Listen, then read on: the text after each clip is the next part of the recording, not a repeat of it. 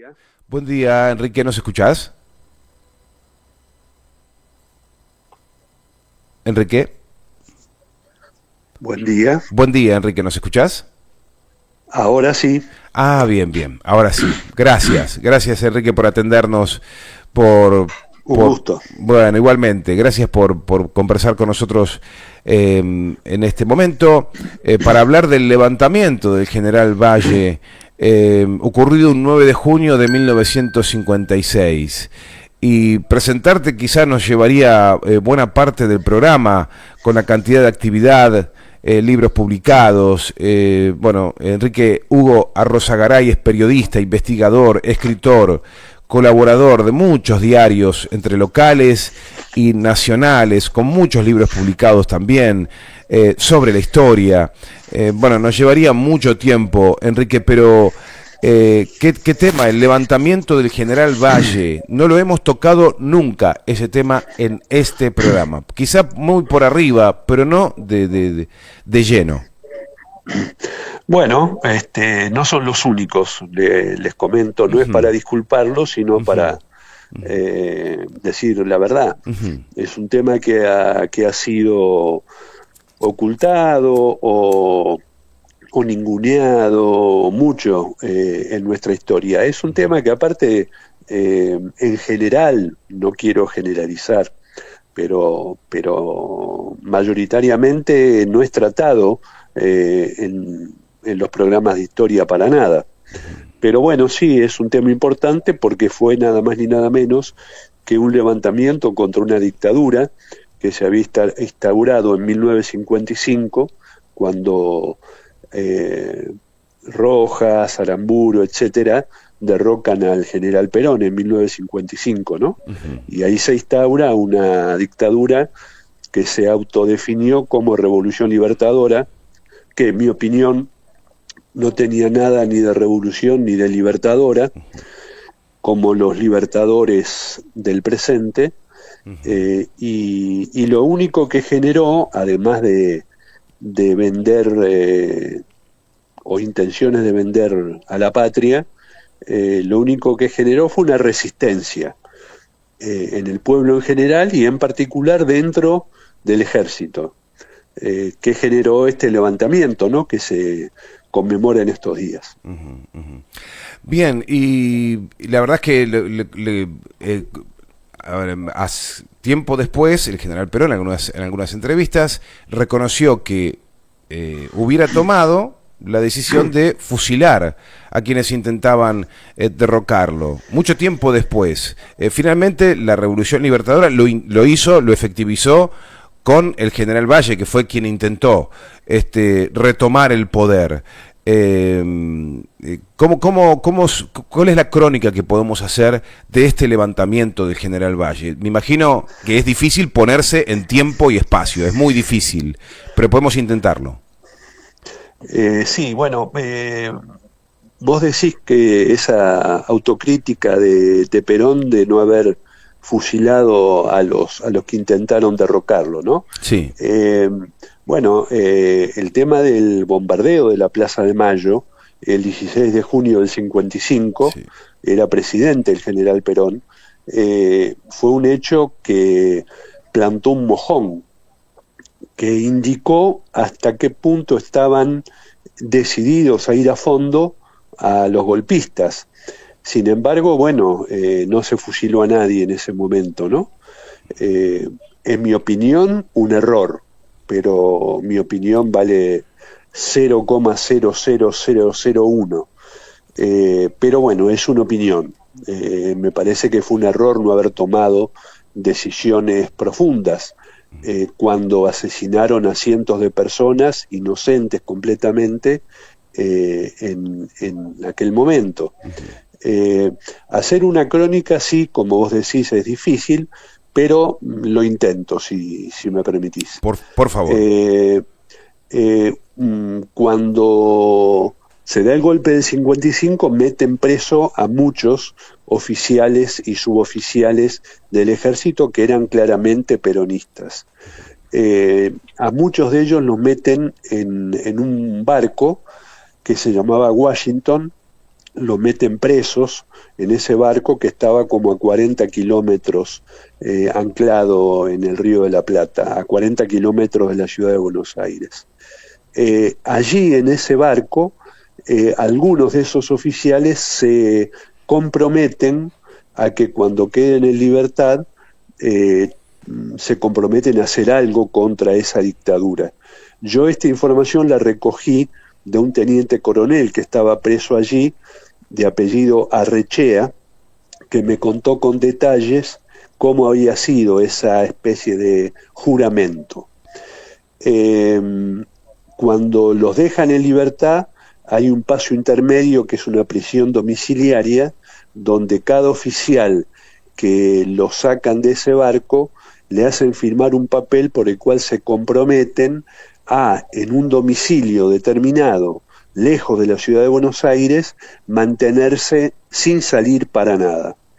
Esto lo firman, pero ya estaban montando una red de comunicación, por lo cual acuerdan determinado día escaparse de esas prisiones domiciliarias y así lo hacen.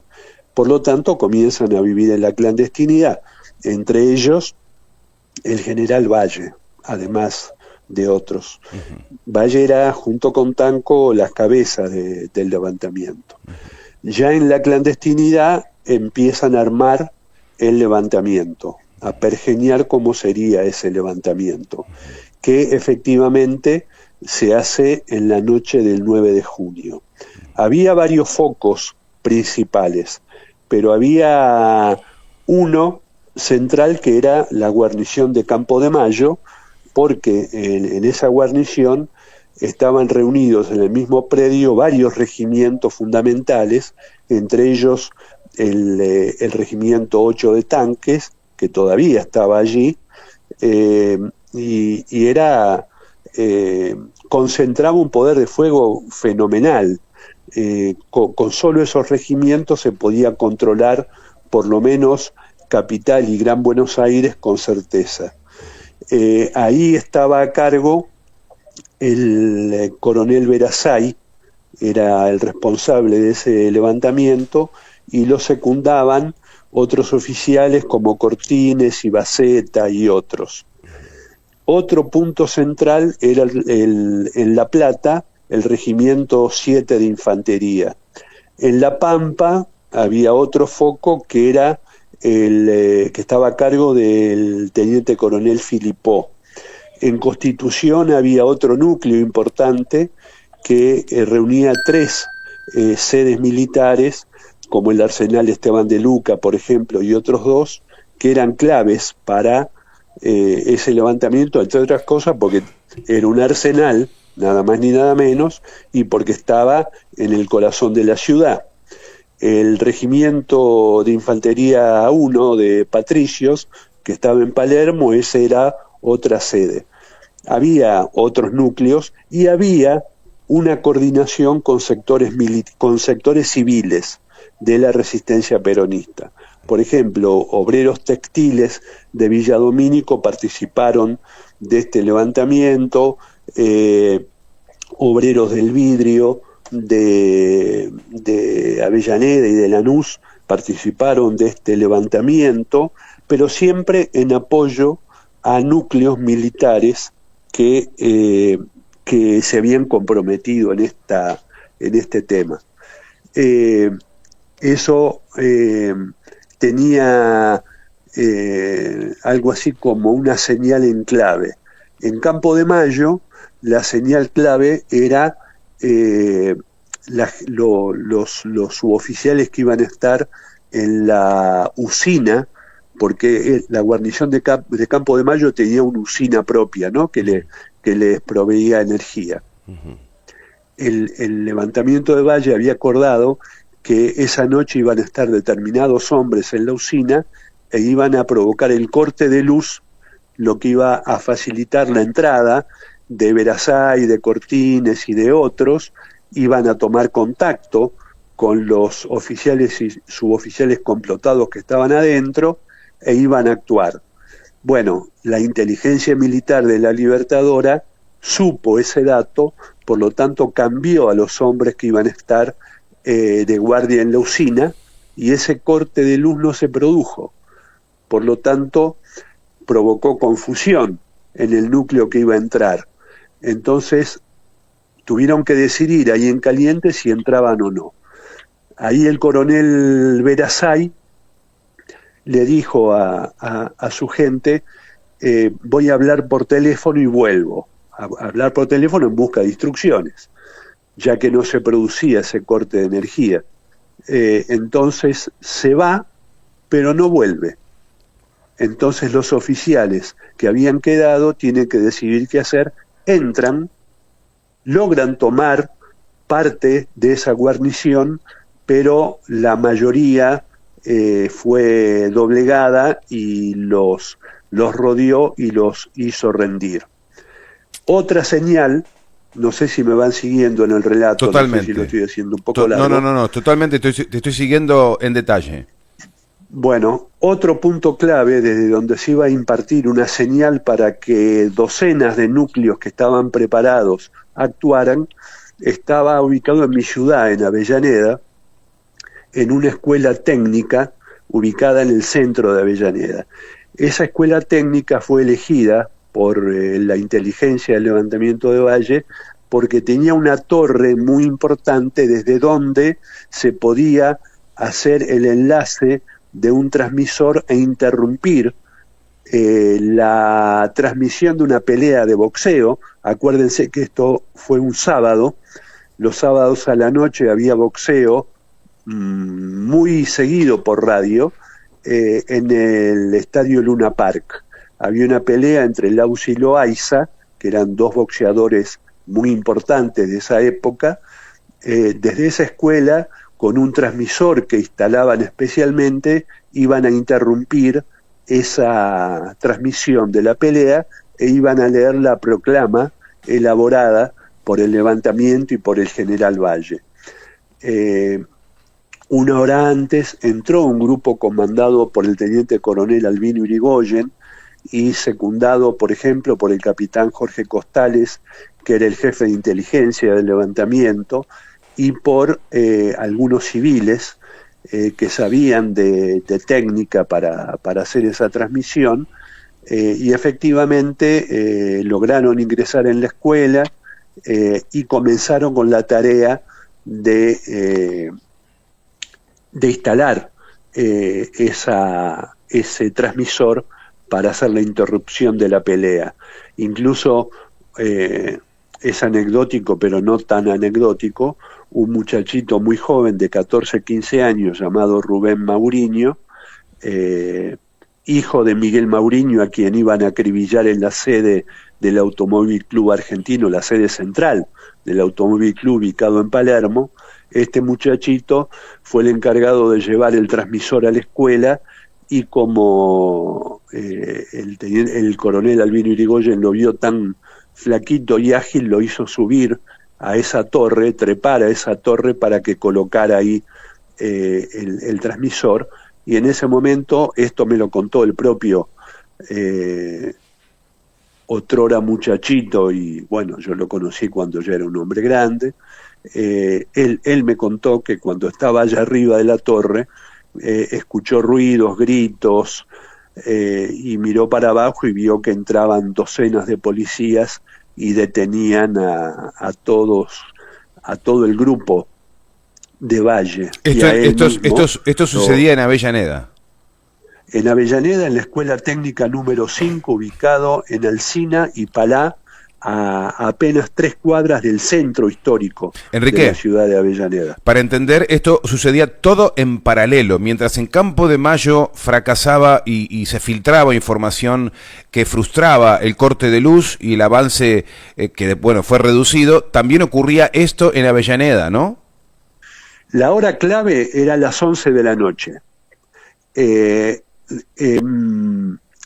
algunos lugares, como en Avellaneda, el movimiento empezó tal vez a las 10 de la noche, una hora antes, porque tenían que instalar ese transmisor, ¿no?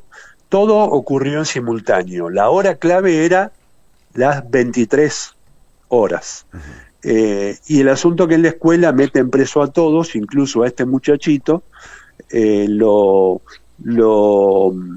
meten preso en la comisaría primera de Avellaneda, que estaba a apenas 3 cuadras de la escuela, todavía está esa comisaría, y de ahí los trasladan a todos, los de la escuela y algunos que habían pescado en los alrededores, como por ejemplo al teniente coronel Modesto Leis, a quien pude conocer y él me contó qué pasaba en las afueras, y al rato hacen algo así como un juicio sumarísimo, una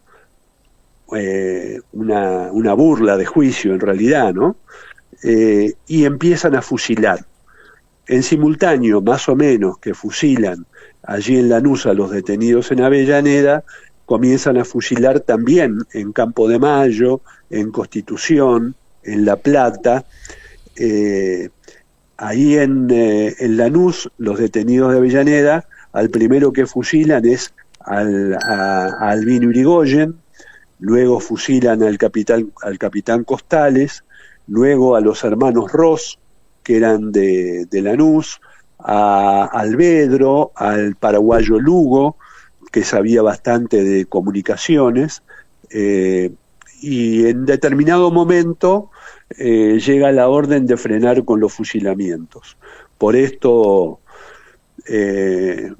no fusilaron, por ejemplo, al pibe Rubén Mauriño, no fusilan a Modesto Leis, y por eso yo, bueno, con los años los ubico y me pudieron contar, ¿no? Uh-huh. Cómo había sido estar en la antesala de los fusilamientos, que en realidad hay que decir que fueron asesinatos, no fueron fusilamientos. ¿Y por qué surge esa orden de detenerse?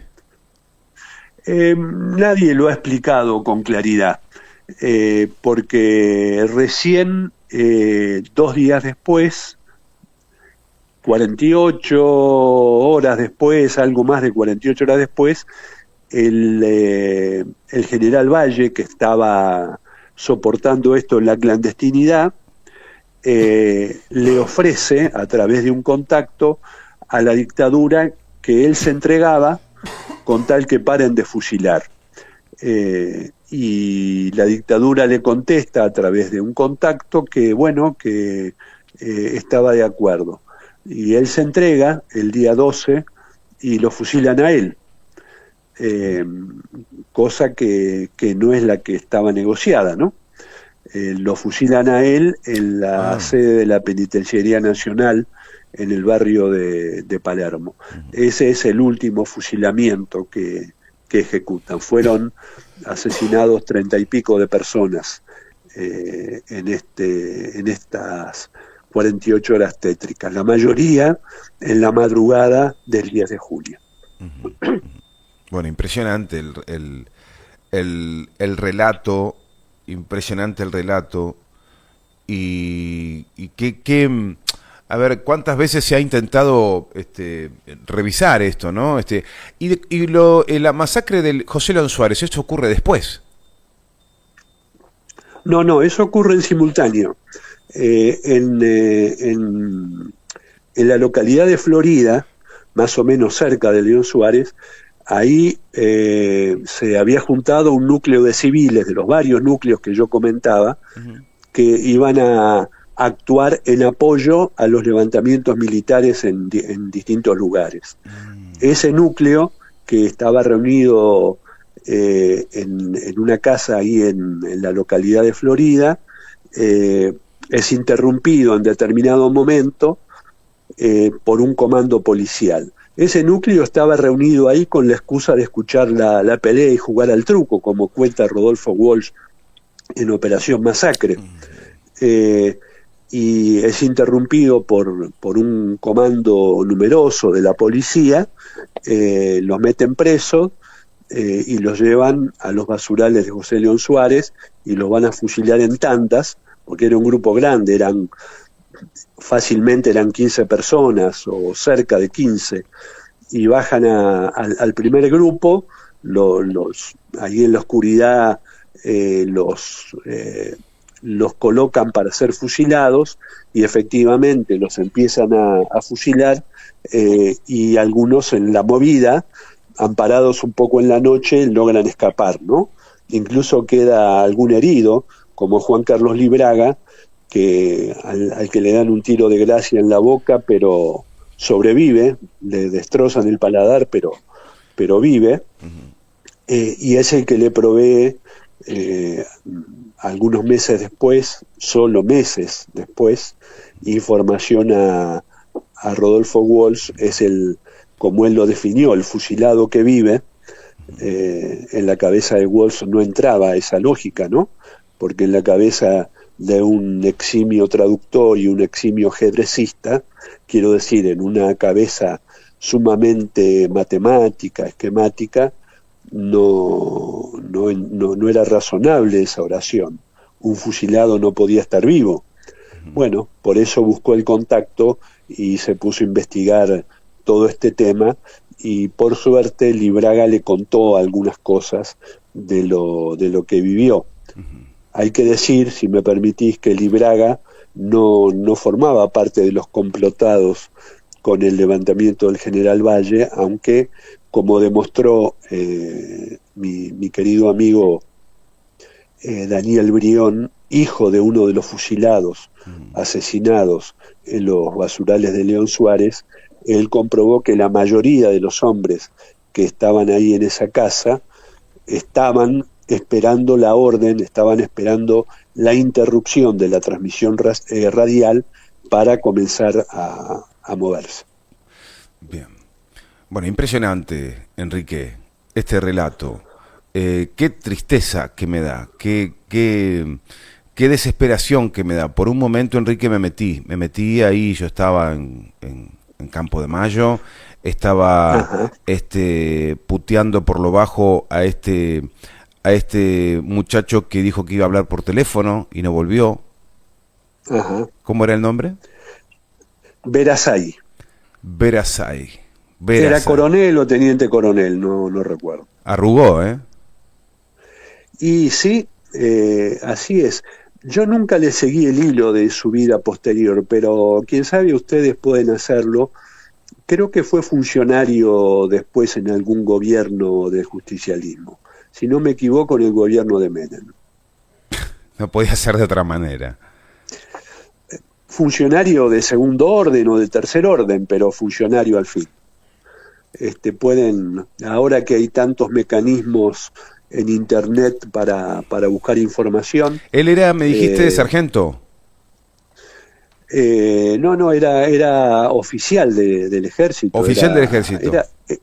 Era coronel o teniente coronel, Verasay. Nombre de pila no lo tenés. Por algún lado lo debo tener, bueno, no quién importa. sabe, después se los paso por WhatsApp, pero no lo recuerdo en este momento. Bueno, pero qué feo. Claro, sin la contrainteligencia o la inteligencia del ejército, era difícil poder desarmar este levantamiento, pero claro, también expuestos a que vendan información dentro del complot. Sí, bueno, hay una máxima, un dicho que dice que un solo traidor puede destruir lo que construyeron cientos de valientes, ¿no? Y es así. A veces con que haya uno, dos o tres bocones, traidores o como se los llame, pueden destruir algo que cientos de hombres van construyendo en la oscuridad, con paciencia y con cuidado. Bueno, eso puede ser. Lo que no deja de darle valor a la intentona de esos cientos de hombres, y darle valor especial a los que fueron castigados con el asesinato, ¿no?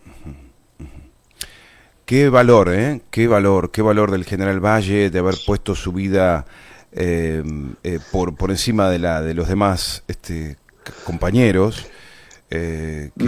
Así es. Era un hombre que tenía la vida hecha, digamos, ¿no? Era un general del ejército. Si uno lo mira de la manera más egoísta posible, tenía la vida hecha, tenía un retiro desde muy joven que podía podía vivir tranquilo el resto de su vida. Pero, como suele pasar, por suerte pasa en muchas cabezas, lo principal es la patria y no el bolsillo, lo principal es el compromiso político con las mayorías y no la mezquindad, ¿no? Nosotros lo hemos vivido algunos años después de estos hechos, en la época de la dictadura de Videla, donde hubo mucha gente que resistió de alguna manera, que la peleó de alguna manera, sabiendo que el futuro que tenían, el posible futuro que tenían, era el secuestro, la tortura y el asesinato, y, por qué no decirlo, se vive también hoy en día con miles de hombres y de mujeres que tratan de resistir este avance horrible de los peores pensamientos para con nuestra patria, ¿no? Enrique, tengo que agradecerte de forma muy especial que nos hayas traído este tema, porque acabas de abrir una puerta enorme de preguntas, de inquietudes y de enamoramientos, ¿no? Uno se empieza a enamorar a partir de esta historia del coraje de estos valientes, del General Valle, que lo tengo en la memoria y bueno, lo tengo muy presente al General Valle. Lo que nadie me contó fue este relato, esta crónica, sintiendo la noche, sintiendo el temor, sintiendo el pulso del momento, el miedo que probablemente y naturalmente pudo haber tenido cualquiera de ellos allí. Eso nadie me lo había contado.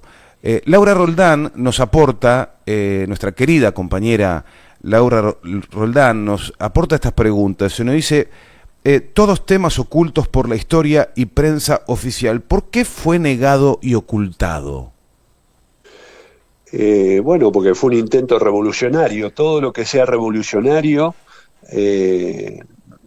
quiero decir, todo lo que sea protagonizado con intenciones de golpear al sistema, sea una dictadura o sea un gobierno constitucional vendepatria, todo eso es ocultado por la mayoría de los medios, porque justamente los medios tienen negocios con los sectores de poder.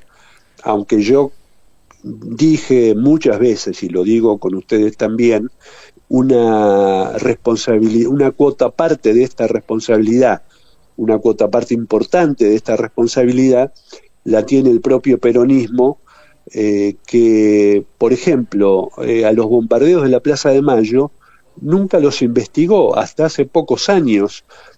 Creo que hace 10, 12 años se comenzó a investigar este tema, y meritorio que se haya investigado contracorriente. Tampoco el peronismo, digo, el peronismo de manera institucional, no hablo de peronistas en particular que sí hicieron grandes aportes, pero institucionalmente nunca se preocuparon seriamente por abordar esta investigación. ¿Quién sabe? El ejemplo más crudo es el de gobierno de Menem, que, por poner un hecho simbólico, se abrazó con el almirante Rojas, como tratando de sellar la historia. Y a la historia no se la puede sellar. La historia está siempre abierta para investigar. Siempre, siempre. Y permitime que, ahora que digo esto, que siempre está abierta, permitime contarte brevemente algo que ocurrió ayer, sí. No hace 50 años, ayer. Por favor. Justamente en la escuela técnica desde donde se iba a transmitir la proclama. Yo me invitaron a un acto que había ayer en esa escuela, y ese acto consistía en que los estudiantes del centro de estudiantes de esa escuela hicieron un enorme mural en el frente de la escuela con la cara del General Valle, y discutieron en los días previos dentro de la escuela qué había pasado en aquel año 56. Yo, como me invitaron, fui a ese evento y compartí con muchachos que iban de de los 13 años a los 18, la ambición de esos pibes por conocer qué es lo que había pasado.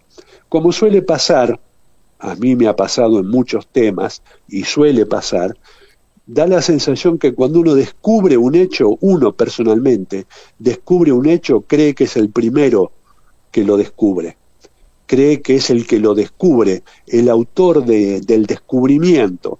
Y estos muchachos creían eso, que habían puesto en valor un hecho que había pasado en esa escuela y que nadie había recordado. Bueno, se equivocaron, pero es un error es un error inocente en todo caso, porque muchos habíamos investigado en los últimos años este tema. Incluso hay una película de Eduardo Anguita que se llama Patriotas, que cuenta todo esto, pero es una película que no estuvo en la calle Corrientes, ¿no? Por lo tanto, si no estuvo en la calle Corrientes de la capital federal, no existe. Pero quiero decir esto porque la muchachada de la escuela sí recuerda este tema y sí lo está poniendo sobre la mesa y para conocimiento de todos, y con un enorme mural que, si ustedes quieren, después le mando una foto. Por favor, sí. Aunque por radio no se pueden mostrar fotos. Pero Enrique, tenemos diariolateral.com.ar, así que lo vamos a publicar allí. Bueno, voy a hacer eso, voy a mandarles algunas fotos de ese evento. Enrique, estoy muy feliz de haberte conocido, de haber tenido la oportunidad de conversar con vos, de que nos hayas enseñado tanto, y espero que podamos repetir alguna charla, buscar algún tema de la historia y volver a aprender. Cuando ustedes quieran, estoy a sus órdenes. Muchas gracias, Enrique, un fuerte abrazo para vos. Abrazo para ustedes. Hasta pronto. Hasta luego. Enrique Arrozagaray, historiador. Un lujo escucharlo en esta historia sobre el general Valle, el fusilamiento del general Valle, esta crónica, estos valientes que hay que plantarse en una dictadura, siendo militar. Este es un mensaje de amor, ¿sí?, patriótico, a todas las fuerzas de seguridad de nuestro país hoy, en 2024. Se puede estar del lado de la patria, se puede ser un militar, se puede ser un policía, se puede ser un prefecto, se puede ser un gendarme y estar del lado de la patria tranquilamente.